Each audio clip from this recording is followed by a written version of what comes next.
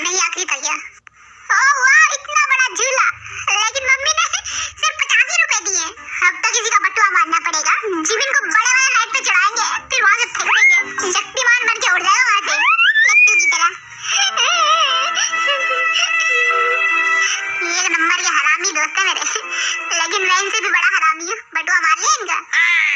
मेरे को लगा बीटीएस नाम सुन के मेरे को फ्री में टिकट दे देंगे, लेकिन 5 गुना ज्यादा पैसे लिए हैं। कहा तुम तो अमीर लोग हो। मेला तो हमारे गांव में लगता था, कुंभ का मेला। वहाँ पे मैं जलेबी का ठेला लगाता था।